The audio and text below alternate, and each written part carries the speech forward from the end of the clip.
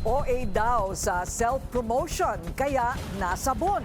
Sinita ni Senador Raffy Tulfo si Tourism Secretary Cristina Frasco dahil puro mukha daw niya umano ang nakabalandra sa promotional materials ng ahensya.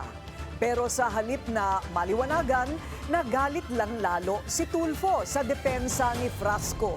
Ang detalye sa agenda report ni Hannah T.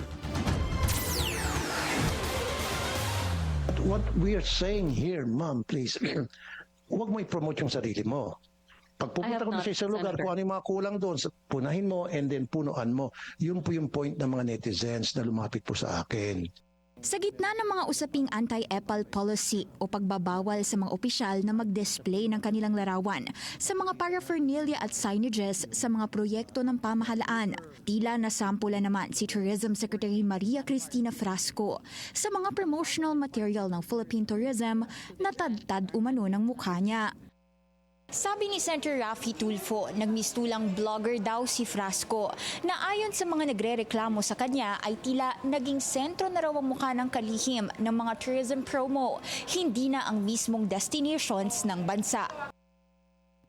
Mukhang model daw ang kalihim matapos ipakita ni Tulfo ang 3 halimbawa ng pagkakadisplay ng kanyang portraits mula sa isang Japan-based magazine hanggang sa banner sa isang Boracay airport at pagkalat ng larawan ni Frasco online na naka-heart pose sa isang bangka sa Lake Cebu sa South Cotabato. Mas maganda para kay Tulfo kung local models at destinations ang nilalagay sa promotional materials. Pero paglilinaw ni Frasco, hindi raw niya pinahintulutan ang kumalat na Japan-based magazine kung saan siya ang naging cover. Pagdating naman sa banner na may larawan niya sa airport, welcome sign daw ito para sa kanya na mag-inaugurate ang isang PPP project doon kaugnay ng pag-improve ng ticketing sa Boracay. At sa kumalat niyang larawan sa Lake Cebu, depensa ni Frasco, nagtatrabaho lang siya at wala siyang political motive.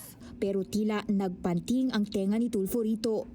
I have no national ambition. I'm not running for any national position. And therefore, any accusation of self-promotion would fall flat because I am not running for any national position in 2028. And therefore, there would be no reason for me to promote myself. I'm sorry, ma'am, I'm not saying that you're running. Don't put words into my mouth. I'm just saying that. What I'm saying is, yung po nakakalata yung mga tao na parang pinopromote yung sarili mo for whatever reason. Bilang tugon, marami raw promotional materials ng tourist destinations ang DOT na wala ang mukha ni Frasco at handa raw silang magbigay nito sa opisina ni Tulfo. Tinalakay din sa pagdinig ang mahal na tickets pagdating sa local flights kumpara sa international destinations. Ang one-way ticket pa Siargao, nasa 18 to 20,000 pesos umano, pero ang ground trip pa Japan o Hong Kong, mas mura pa raw dito.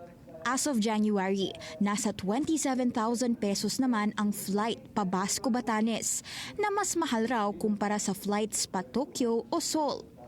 Expensive airfares are often just a symptom of poor facilities and neglected infrastructure. Paliwanag ng Civil Aeronautics Board, may ilang local destinations na apektado ang airline tickets dahil sa may iksing runway ng ilang mga probinsya. Kaya maliliit na aircraft ang kayang i-accommodate nito na may maliit ding passenger capacity. Kinokonsidera ngayon ang day and night operations ng mga maliliit na airport para makapag-accommodate pa ng additional flights at mababaan ang airfares.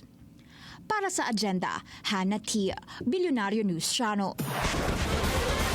Pinatitigil na raw sa mga opisina ng DOT ang paggamit ng mga larawan ni Secretary Cristina Frasco sa mga streamer, billboard at iba pang promotional material ng ahensya.